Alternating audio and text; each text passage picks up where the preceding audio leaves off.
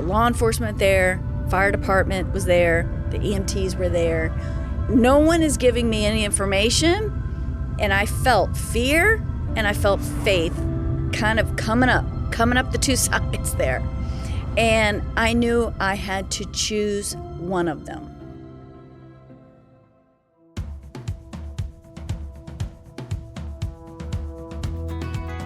Hi, I'm James John from Minna, Niger State, Nigeria. I am a biochemistry student in the Federal University of Technology, Minna. I love listening to Compelled because it has always been a source of encouragement to me that what God did in the life of one person, He can do for another. Just as the scripture said in Revelation chapter 19, the testimony of Jesus is the spirit of prophecy. Listening to this testimony has a way of strengthening my faith and trust in God, and I now have the mindset that God is never tired of working miracles. He will send help to anyone who dares to believe in Him. Enjoy today's episode. I'm Paul Hastings, and you're listening to Compelled, where we use gripping, immersive storytelling to bring to life Christian testimonies from the kingdom of God, told by the people compelled to live for Him. In our last episode, we heard from Alex Sinjamana, who grew up in Rwanda during the 1990s, surrounded by racial tension and anger that eventually boiled over into full-scale violence. Alex witnessed unimaginable horrors in the Rwandan genocide, but after being exposed to the gospel of Jesus Christ, Alex was challenged to do the unthinkable, to forgive the unforgivable. Again, you can hear that story in our previous episode with Alex Sinjamana. Today, our guest is Kim Bigler. Kim was going about just another day at home when her teenage son collapsed in an alleyway. His heart stopped beating, and he died. But as Kim began to pray fervently, asking God to intervene, the God of heaven heard her cry and met her need. So gather round, lean in, and join us for another compelling story from the kingdom of God.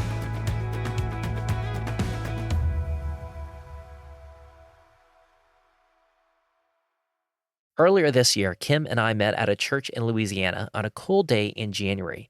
She had already told me part of her story over the phone a few days prior, but what she hadn't mentioned on our brief phone call was how she had become a Christian herself. I came to know the Lord in 1999. I'm from Louisiana, but I was working in New York City, and I was checking boxes of my successes that I wanted to do after graduation, and everything was kind of turning up empty, and I went kind of into a dark place.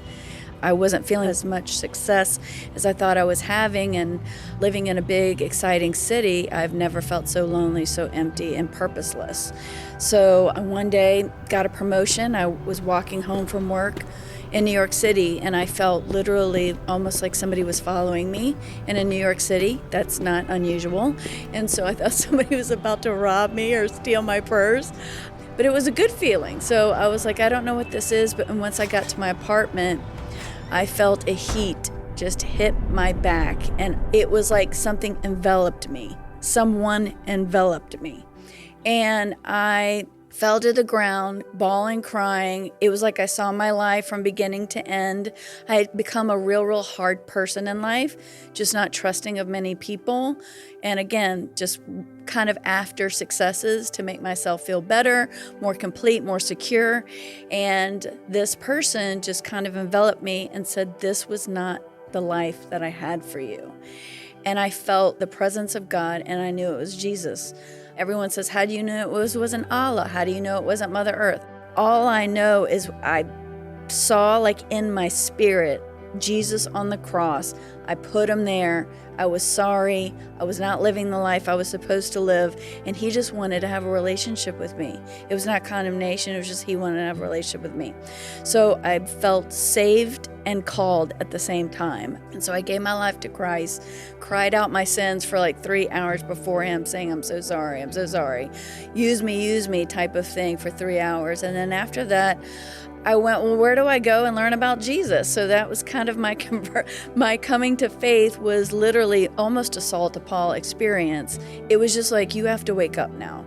enough is enough. You have to wake up now.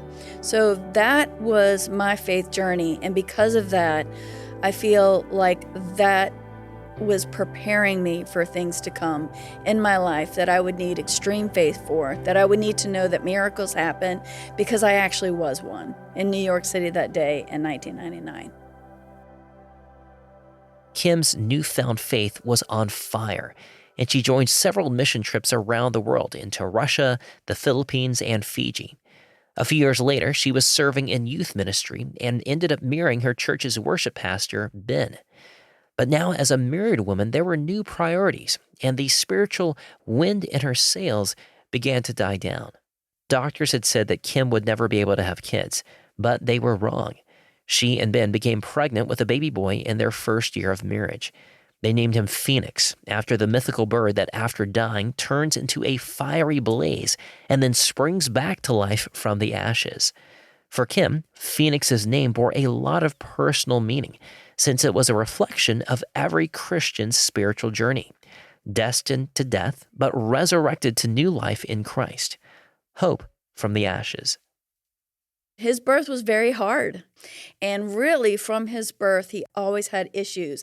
He was born severely jaundiced, to where it was like he almost needed a blood transfusion.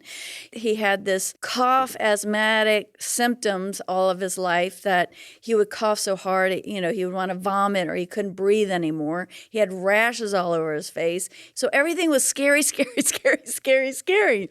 And I remember while he was in the room, and a few times after that, the Lord said, "Will you give me your son?"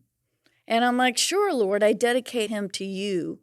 I thought it was mission field work, because that's all I wanted to do, was be a missionary. And I said, "Yes, Lord, send him to hard places, even if whatever for you, whatever gives you glory, whatever is for souls, for your kingdom, do it." Because I knew that me being pregnant in the first place was miraculous. So I knew it was God's will he was here. And if it was God's will that he was here, then there was a purpose for that. And who am I as the pot to tell the potter what to do with the child he miraculously gave me? That was always in the back of my head. It was almost like, will you trust that if it's not these mountaintop experiences, no matter what I use him for, you will trust me that I'm in this for a bigger picture. Again, yes, Lord, take him. Yes, Lord, have him. Yes, Lord, I trust you. But then it got kind of serious. Probably the last time the Lord asked me, it was more like I started getting very nervous about protecting him. So I was always a helicopter mom over Phoenix. But he was a sweet kid, very discerning kid. He could always discern good and evil from a very young age. He was kind. He was smart. He thought very deeply about things. He had an engineer mind. He had 10,000 hobbies. He built things. When he got his driver's license, he didn't want a car. He didn't want to buy a car. He didn't want us to buy his car. He wanted the shell of a Porsche 944 that needed to be built. That was his first car. And he wasn't going to drive anything else until he restored his first car. So that kind of speaks to how Phoenix was. He was very creative, very intuitive, very perceptive, loved worship. He taught himself 3 instruments. He played on the worship band. He was in the marching band at school. And he just taught himself everything. He was a quick learner, but he was just never athletic. It was always the other stuff, He never was into sports. He was always a person that would pick out the loners and the kids, sweet kids that no one else was talking to. Phoenix always had some kind of health stuff going on, but was very strong in spirit. He was always strong in the Lord, always. 3 years old, he'd ask me, he'd be tormented about, where do we go when we die? And asking questions like that. To where I had to even write a book about it for him, a children's book of where do we go and who's responsible for that. So one was in the womb that will you give him to me? Yes, Lord. The other one was when he was 3 or 4. I remember just him going through this bout of breathing, and I had to surrender him. And again, I didn't know what I was surrendering him to. And then when he was about, I would say 10 or 12, it was always like a check-in. Like the Lord would kind of remind me, will you give him? It was like a choice. Maybe it wasn't. I don't know. It was an ask. Will you give him to me? Yes, Lord. And will you trust me? Yes, Lord. So that was about 10 or 12. And then the last one was right before he turned 17. He came to me during a prayer time, the Lord, and I heard it more soberly, just more seriously. Again, I don't have the words to articulate, but it was like, do you trust me with your son? And in that moment, I never had this experience before that last time. I knew it was something, again, that he was going to do with Phoenix, that I really needed to trust him. And I hesitated. That last, will you trust me? I hesitated. Snot, bawling, crying, like gushing cry. You know, we've all had that ugly cry. This was an ugly cry moment. And again, I couldn't wrap my head around why. I just felt it. It was just a mother feeling anguish that her son, he's going to have to go through something, or he's going to be sent to a country that I don't want, that maybe persecutes Christian. I don't know. I just know it was serious and I didn't want to. And I realized the seriousness of it. And I said, yes, Lord, I trust you. And the crying came. Like I literally, at that moment, I felt my hands open. It was like a true surrender to the Lord, almost like a deposit into a bank. But I truly surrendered it in that moment, and I could feel it. And I could feel that he was now God's. Around the same time, Kim began volunteering with their local police department in Covington, Louisiana. She had a sensitive heart and wanted to pray for police officers on the force and point them to the Lord as they dealt with difficult situations keeping their community safe. And as a result, she knew many of them by name. Kim and Ben also adopted a little girl who rounded out their family of 4. And together, they were just a normal family.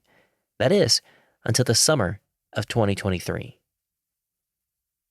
So July 2nd, we were waking up. When I say we, me and my son and my 6-year-old daughter had just gotten back from a college tour. Phoenix is a senior in high school. He was graduating in May. He had 4.2, 4.3 GPA, just scored a 32 on the ACT.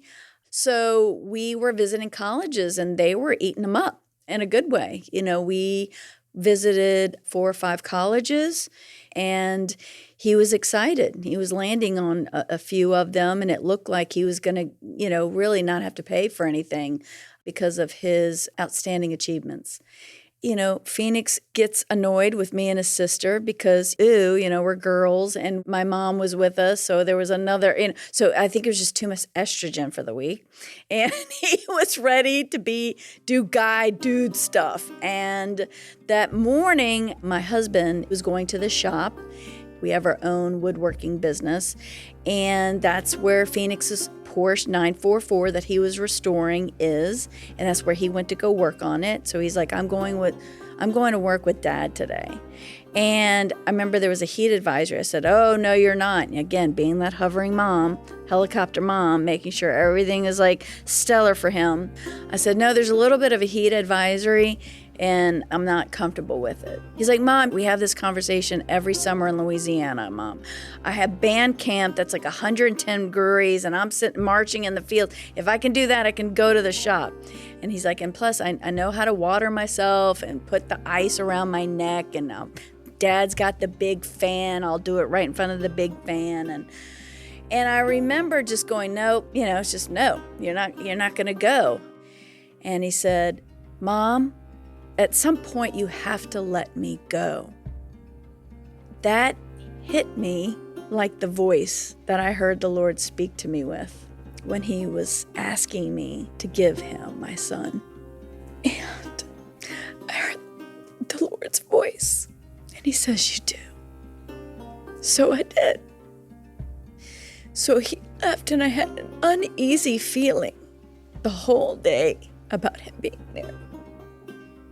And again, He has worked in the shop many times. I mean, he was always there working on his car. But I felt really uneasy. And I remember so much so, and I don't cook, but this time I was like, I'm going to cook something so they can come home early. Because they'll come home if I cook something, because that's a real treat. I remember being in the middle of cooking, and I called my husband. I said, I'm gonna have dinner ready. He's like, great, we're just finishing up. I just have to put a coat of paint on something, and Phoenix finished up with the car. And I went, okay, that sounds great. A little while after, I don't know why I called Ben again, but I said, what's it look like now? Because it was taking, I think, a little bit longer. And again, that nervousness that I had was kind of still kicking in. And he said, well, I'm closing up now. Phoenix just went on a bike ride. And I remember when he said he just left on the bike, I went, no. And he's like, chill out, Kim. He goes, it's just a bike. And I go, first of all, why is my bike even there? It's never at the shop, ever. But I remember the chain fell off, so the bike shop was right next to my husband's, so I got it fixed, and my husband, I guess, picked it up, and he was just holding it there. He never transferred it back home. And Phoenix went to go take it just around the block until my husband just shut all the doors. And he said, but he should be back by now. I mean, he left. He said he was just going around the block, so he'll be back any minute now. I said, okay, feeling really nervous. Hung up the phone. As soon as I did, I got a phone call from Lieutenant Masters from the Covington Police Department. And he said, Kim, I hate to tell you this, but something's happened to Phoenix. And I said, what is it? Almost like just a calm, just what is it? He says he was on his bike. And I said, is he dead or alive? And he says, I don't know. I said, okay. He's like, you need to get to the hospital now. Well, I forgot my husband had taken my car that day. I said, you're going to have to bring me because come pick me up because I don't have a car. And I'm halfway hysterical and halfway It was I can't, again, articulate what I was feeling, but I felt prepared for the moment in a weird way. Again, I had car accident in my head, so I don't know, like, did he just fall? Did he trip? Does he have a scrape on his knee, or is he out, or is he, I didn't know. So I kind of was in this interesting parallel world of calm as a cucumber, because I usually am. My mind just gets almost clearer in emergencies. And that's kind of what was happening to me on one end. But this other half, I'm his mom. This is what my biggest fear has just now reached my doorstep. And I don't really know how to feel about this. I just know that Lieutenant came, got me. I shoved my daughter in the car, and I said, what's going on? He says, I really don't know. Now, I didn't know this at the time, but he had fallen on his bike behind a hotel in an alley that nobody goes through. You just don't go take that road. So nobody was passing him when he went down. And apparently it was an arrhythmia that went into full cardiac arrest. We had camera footage of him going down from a business, captured the whole thing. It was literally, he was jamming to music, quick, motions, just being a kid, looking around. And then he literally, you see him bopping down on the bike. Like, it was literally not even a split second when that happened. And then you can see him try to reach up.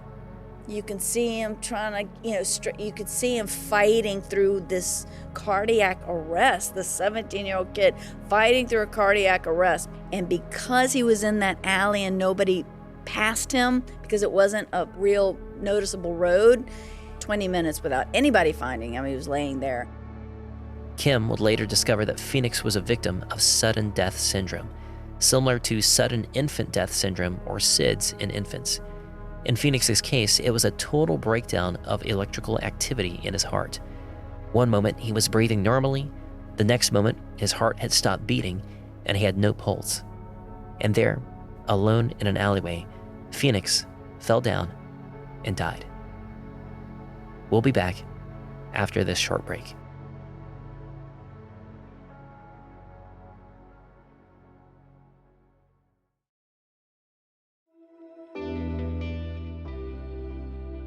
Welcome back to Compelled. Lieutenant Masters was rushing Kim Bigler and her daughter to the hospital. Unbeknownst to Kim, he had already turned off the Bluetooth connection to his police radio so that she wouldn't hear any disturbing updates about Phoenix. Kim wanted to know the details, but Lieutenant Masters claimed he didn't know anything else. But here's what Kim eventually found out had happened in the prior hour. A lady comes in her car. She says, I never go home that way. And she said, God told me to go down the alley to go home. Why would I go down an alley to go home? Why don't I get on a main road? And he kept tapping me, she said, kept telling me to go down the alley. So I went down the alley and I found your son. She's like, I didn't know CPR, so I called first responders, but when she did, it took them like a minute and 20 seconds to get there. First responders started coming onto the scene and using CPR. And when we looked at the report later, we did see that they got the paddles out that will shock your heart back into rhythm or back to life. That was about 3 times, if I'm correct, seeing it in the report. They even used Narcan. Again, they didn't know who this teen was. They didn't know why he just dropped suddenly. He could have been on drugs. Maybe he picked some drugs up on his bike. But what I appreciate is that all methods of shocking a heart back and getting someone back from death was used on my son. The law enforcement there, fire department was there, the EMTs were there. No one is giving me any information, and I felt fear and I felt faith kind of coming up the two sides there. And I knew I had to choose one of them. I needed permission to fight. That's how I was like, am I fighting or am I grieving? What are you preparing me to do here? And I felt that still small voice again, and all this wild, I felt like just this whirlwind, chaotic, like Hurricane Katrina just landed in my life. This tsunami of fear and that I felt just shoved onto this battlefield that I didn't know, what to use. Where's my tools? Where's my weapons? And I felt like that still small voice. The Lord said, Kim, whatever you choose, faith or fear, is going to take you under. And I said, well, I'm choosing faith. That's just, why would you want to be taken over by fear? So I remember making a conscious decision to choose faith. And when I did, this is what I tell people. When I did, I was given faith. When I chose it, I was given it. I don't know how. I'm not saying I had great faith coming into this thing. I was surrendered. I'm good at surrendering, but that doesn't necessarily mean you're good at faith. And, the Bible says if you have faith as a mustard seed, you can tell this mountain to go jump in the sea. Well, I've told many mountains to go jump in the sea, and they didn't jump in the sea. So I can't tell you I had a track record of telling mountains to jump in the sea, and they did. I just didn't have that track record. I see other people getting healed, prayed in here, but I never. So I can't tell you I'm like this superwoman of faith, although I was surrendered. And I do get quiet enough somehow to hear the Lord's voice. It's very still, it's very quiet, it's very nudging, even in a Katrina. But it's still, that silent voice can be so loud if you quiet it down. And I felt that's what happened to me in the cop car. So right there, prompted by the Holy Spirit, Kim poured out the most passionate, heartfelt prayer of her life with a strength that didn't even come from her, but from God. So as soon as I chose it, I was given faith. And I remember praying, but I don't know what I said. I don't remember it. And I just knew he was going to be okay. I don't know how. I don't know. Because then all of a sudden, Lieutenant Masters turned back on the Bluetooth, and they said they tried to get his pulse back. He went without oxygen for up to an hour. Now that is like being underwater in a swimming pool. And they said, he's gone. Did you hear that part? I did not. It was still, when he put back on Bluetooth, I still was just in a frame of mind. I just didn't hear the radio. I just didn't hear it. But Masters heard it. I don't know where he went. I think I went just rushing in to the hospital. So I just left him in the car, left him by the wherever, whatever he was doing. I didn't get that part. But I got out and rushed out. And everybody, when I walked in, was against the hallway. My law enforcement brothers and sisters, my chief was now there. Men and women in the department who tried to save him were there. It was all looking down like this, very sullen, grieving, because really my first moments in the hospital, they were preparing me to, for the doctor to come and tell me. And so everybody was trying to give me a hug, and I said, don't hug me. Don't grieve.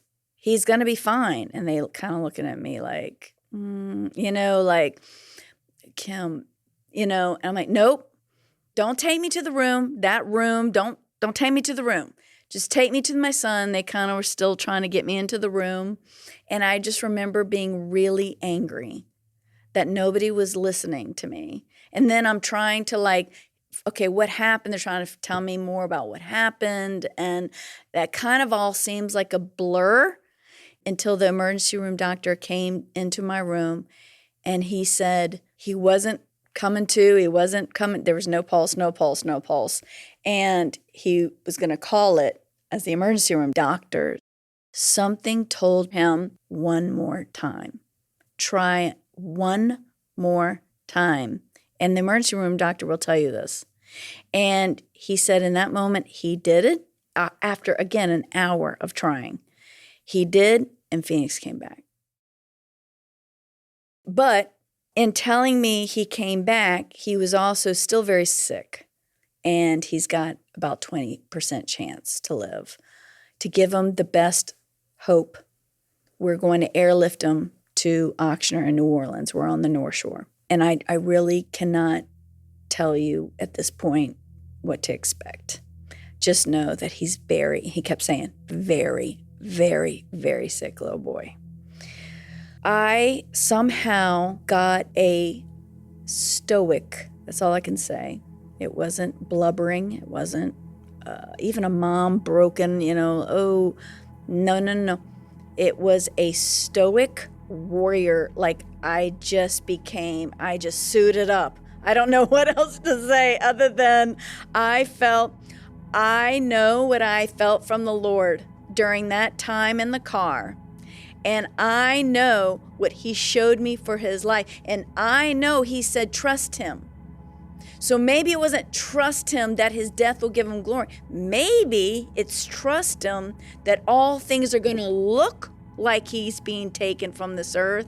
But to trust him, he's going to turn it around when nobody else believes. Maybe that's why he had to visit 5 different times to tell me, do you trust me? So when I actually needed to, I would stand on the right side of things. And again, whether it's life or whether it's death, unto the glory of God.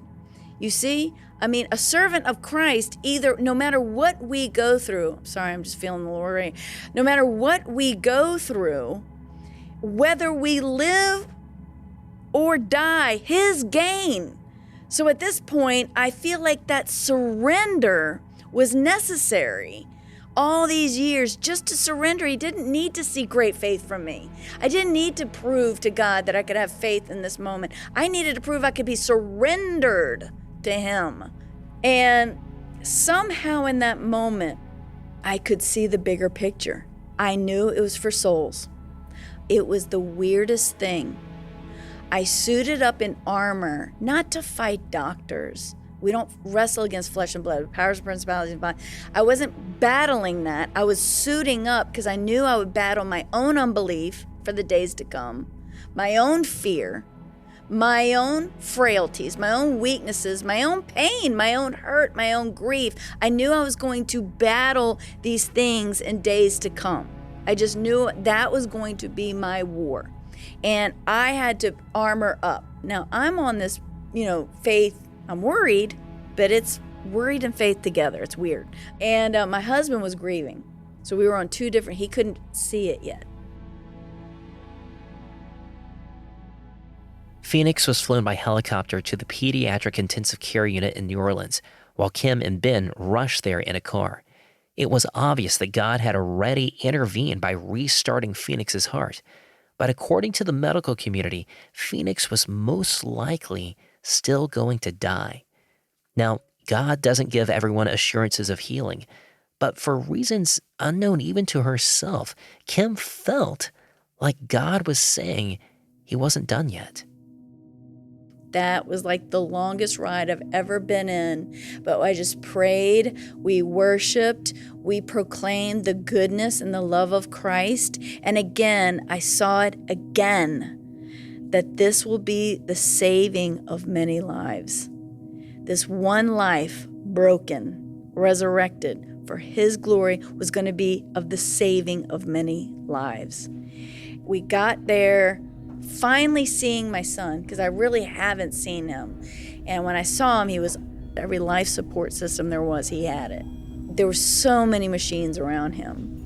And even then, I just laid my hands and I just proclaimed, kept whatever I was saying in the car, transferred back over. And my husband is just weeping. He's just broken and grieving. And for 3 days, I had kind of a warrior stance over him. We were told he was almost brain dead. His MRI came back and he goes, a global anoxic brain injury. If he does survive, we don't suggest that you keep him on life support, we suggest, we can remove nutrients, because the best for your son, the quality of this transition for him shouldn't be, keeping him alive, because they were convinced that he would be a vegetable. Even if he did survive, he would be a vegetable. And is that the kind of life we wanted for our son? And I said, first of all, if God willed my son here, and he willed his resurrection, I promise you, it is not to keep him in a hospital bed as a vegetable. I promise you, he should have just take him all those many times. Take him at birth. Take him at RSV. Take him all those many times he couldn't breathe in his bed. Take him for all those times, that he had close calls with cars and bikes and in the playground. Take him then. Take him in the alley. Why would he send a lady, right? Why send anyone? Only for us to make his life miserable, keeping him alive as a vegetable. I said, God, please get my husband to see what you see, not what I see. I could be wrong. Maybe I'm crazy. I mean, you do have those moments. So people think, this faith thing is that you're sure all the time. You're not. I had times I was exhausted and I was weeping. I had times when I was like, God, did I really hear? Did God really say? The serpent, did God really say? When I'm hungry and I'm tired. And so I had my battles, but then, night 3, Ben said, I had a dream, and he never does. I had a dream he was speaking, and he was walking to the podium, and he was speaking to his generation, and many came to Christ. And he says, I know that was a dream from the Lord. That's something the Lord is giving me to stand on. Although the Biglers felt as though God had shown them he would heal their son, they knew Phoenix's life was still in his hands.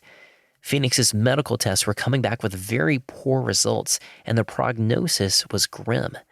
So Kim and Ben continued to pray night and day, asking God to intervene once again. More on that after the break.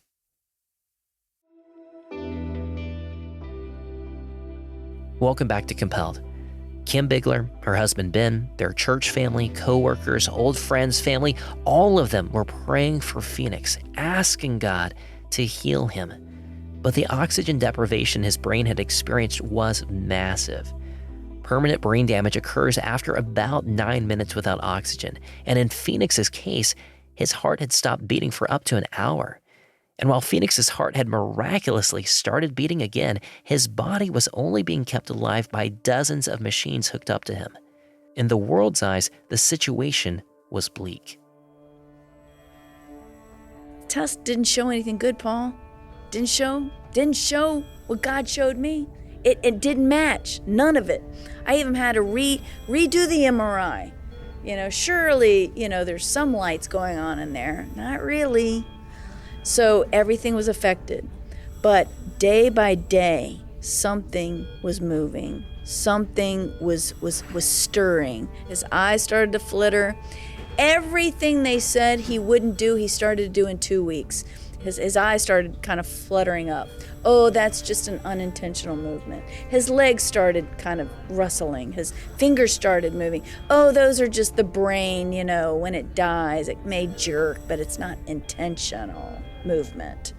And then all of a sudden, his vitals, he started controlling his own temperature. His body started controlling his own blood. Each vital, day by day, was being regulated by Phoenix himself. They were having rounds, and this doctor was looking at him. He had grown a mustache, because he'd been in bed for like 2 weeks. And she was looking at him. She goes, "Oh, nice mustache on Phoenix." And we know Phoenix hated hair. Hated it. Hated if one little was, he would just get that. He was kind of, just that kind of type of kid. He wanted to be clean, hated hair. And so he would be appalled he had a mustache. So Ben was going to see if, the barber could come and do him up.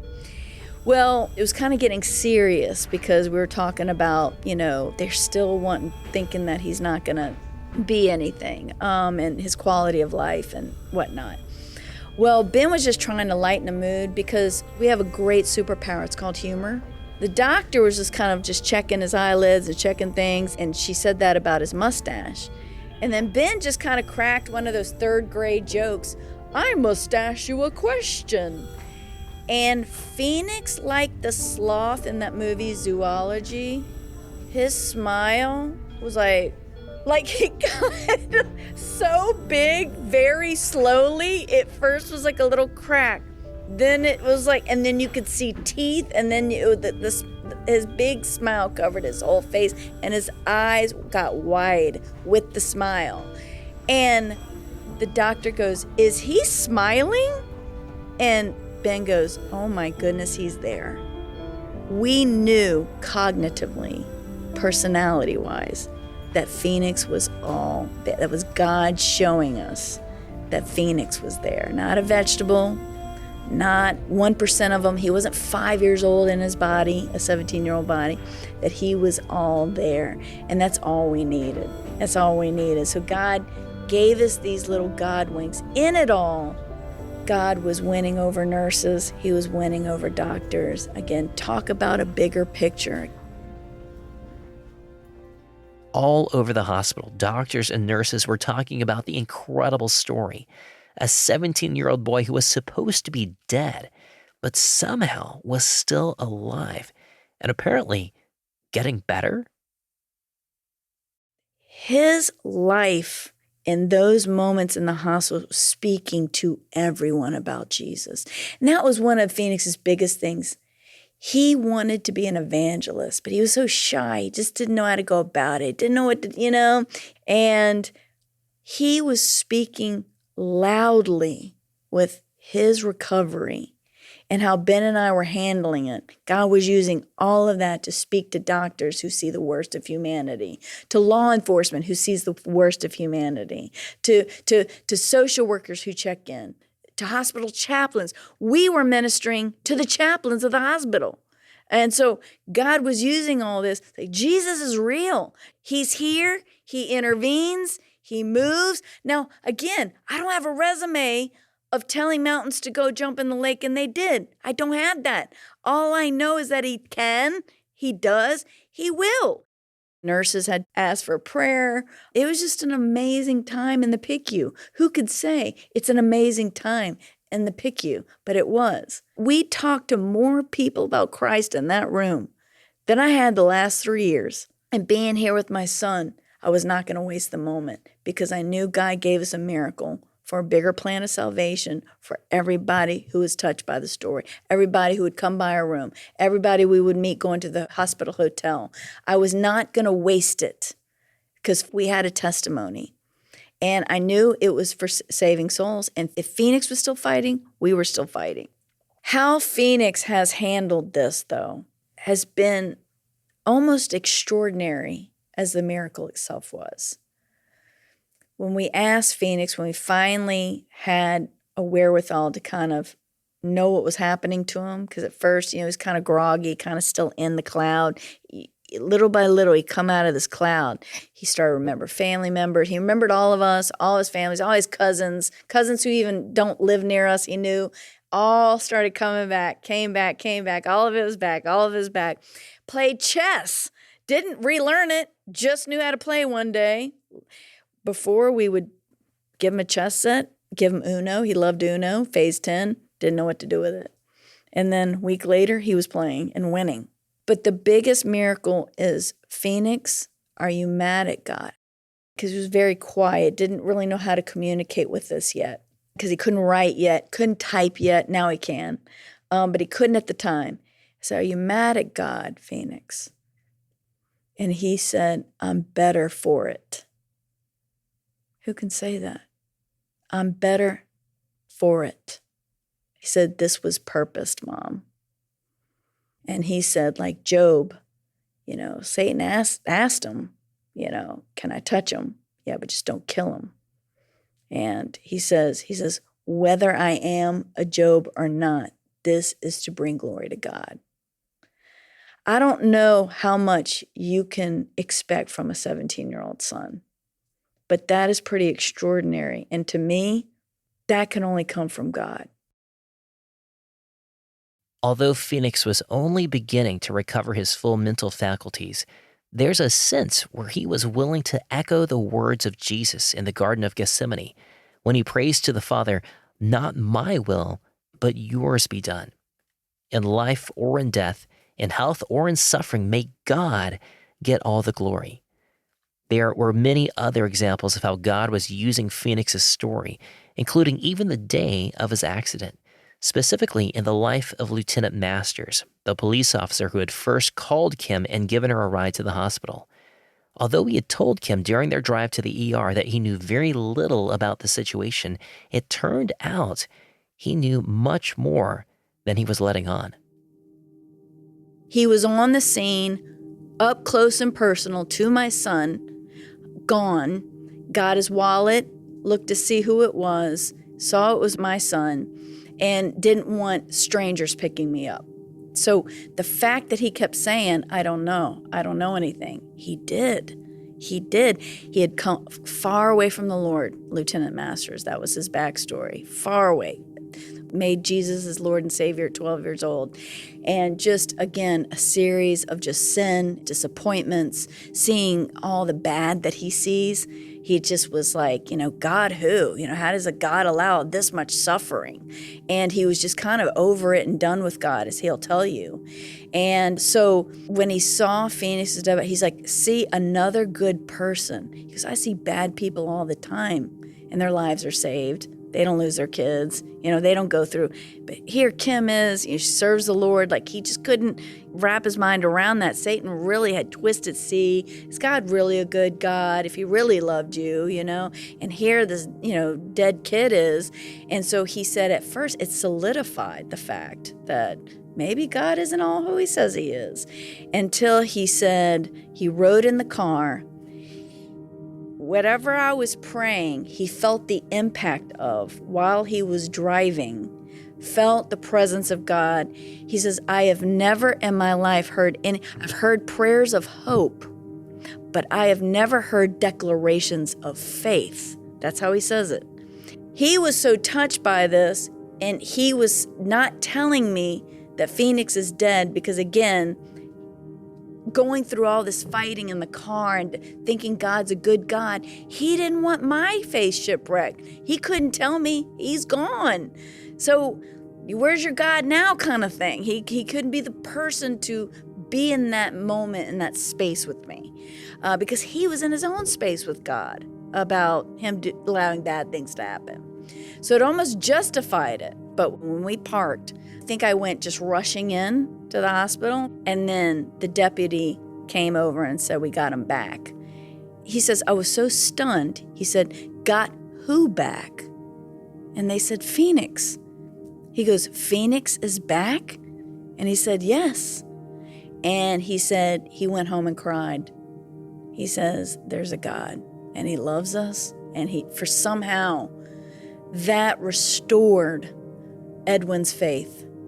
And whatever he was in and whatever he's gone through and whatever he's seen, again, he's been in the military, he's been in law enforcement, he's seen a lot of things, whatever that was and whatever that moment was, and he'll tell you, this is his public testimony, he speaks in churches now about it, about this Phoenix event, how it brought him back to the Lord. The miracle of God's intervention in Phoenix's life continues to make waves. The path to recovery hasn't been easy, but they've still seen steady progress. He started making great grounds. He eventually surpassed all the doctors, things that he wouldn't or would do. And he went into inpatient rehab, learned to walk, learned to talk, even though it was all through his nose. He does talk. It's just all through his nose right now because his velum still needs to close of a soft palate. But it's all there. His vocal cords work fine. He goes to strength training 3 times a week. He's in PT, OT speech. His fingers are back. Now, he was a musician. He played in worship, his first worship song just last week with his worship team. And literally out of the blue, we didn't know he knew the chords. We never know what he knows. Still, even to this day, we don't know what he knows, doesn't know. It just and he doesn't relearn it. He picked up and he knew where the chords were. We thought he was just going to stay in the wheelchair. He's on crutches now walking. That's how he walks. Can't walk far, but he walks far enough to get in places and out of places. He's back in school. He does have short-term memory issues, so he can't really take tests, but he sits in classes when we can go. And that's only we don't go because he takes so many strength training, getting our bodies back, getting our speech back. That takes like all of his week. But do we still have mountains to climb in his recovery? Sure, of course. He has an anoxic brain injury. Some miracles were overnight. Some were instant. Some were suddenlies. Some weren't.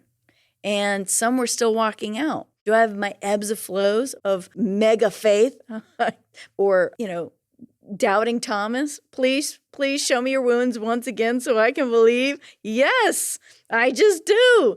I ask for the faith. I ask for whatever came out of Colorado. Keep that on me or give that when I need it. Give that when his walk has regressed. There's moments of regression. You're like, oh no. But God keeps it steady, Paul. He keeps it steady.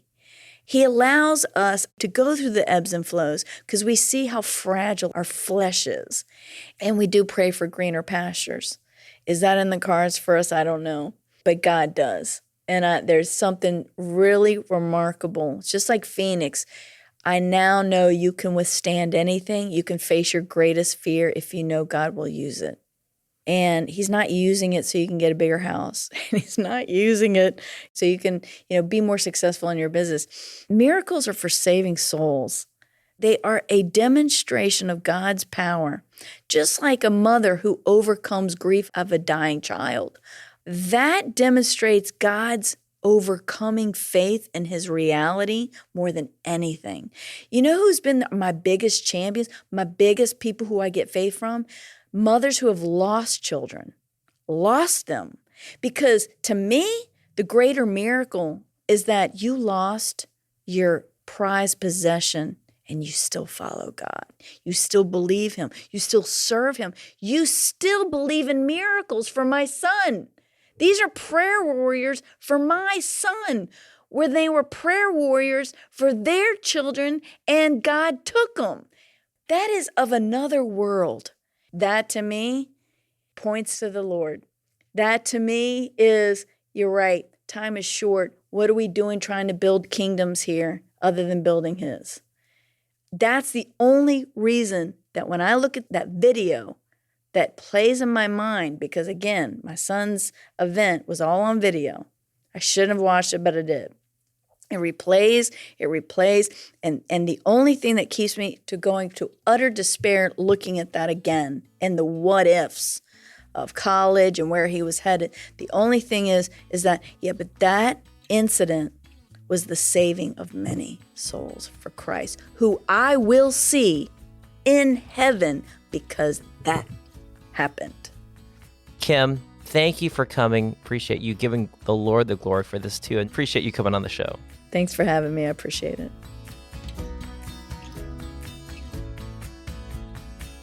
I love Kim's point that miracles are for saving souls. God didn't intervene in the Biglers' lives to bring them a bigger house or a faster car or a larger bank account, but he did intervene in Phoenix's life to bring himself glory. And through that, bring more lives into the kingdom of heaven. You know, not every story ends this way, and Kim is the first to acknowledge that not every child is healed. Even people who have great faith far more persistent and fervent than Kim's, even they lose children and loved ones. And perhaps that's true even for some of you listening right now.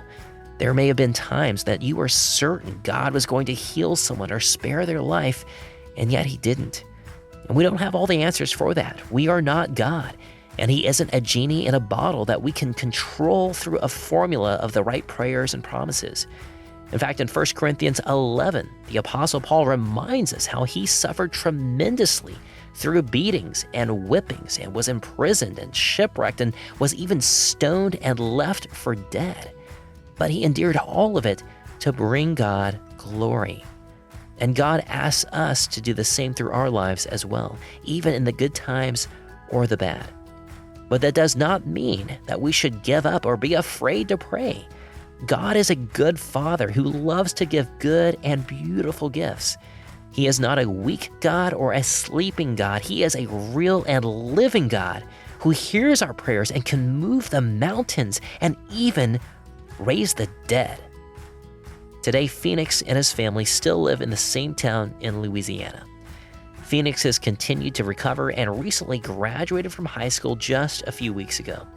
If you'd like to see some photos of Phoenix and his family, including the time when he was at the hospital, just go to our website, compelledpodcast.com, and look up this episode. And if you know someone who should hear this story, please send it to them. And if you'd like to help us continue making more stories just like this one today, then consider joining Compelled as a monthly partner. You'll get access to all of our behind-the-scenes recordings, which are basically the original raw interviews. At last count, it's over 100 hours of additional content, and you'll also get access to all of our new episodes 1 week early. There's no set price. You just choose the monthly amount that makes sense for you. To join as a monthly partner or to make a one-time donation, just visit compelledpodcast.com/donate. Special thanks to my buddy Gabriel Affont, who traveled with me to New Orleans to record this interview with Kim. He and his wife Rachel help mid-sized companies create an online presence that they're proud of. They specialize in content creation, social media, and video production, and they've been a blessing to Compelled. And they'd love to bless you as well. If you have marketing needs, then please visit them at keylightmarketing.com. Today's story was edited by Will Jackson, sound engineering by Zach Fowler, and our associate producer is my dear wife, Sarah Hastings. Stay tuned for a sneak peek from our next story with Dean Clark. Dean was born 3 months premature to an unwed mother in Los Angeles, California. By 13, he was dealing drugs and soon after was invited to move into the party house of a brand new band called Guns N' Roses. But the year Guns N' Roses began to chart #1 in the nation, Dean met the true #1 of his life. I'm your host, Paul Hastings, and you've been listening to Compelled. We'll be back with another compelling story 2 weeks from now. We'll see you then.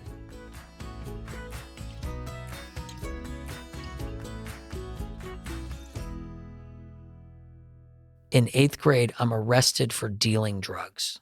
So I'm progressing very quickly into the drug culture. Deep down, I knew it was wrong. And people want to portray me as a victim. No, I knew exactly what I was doing. I knew it was wrong. I knew it was breaking God's heart.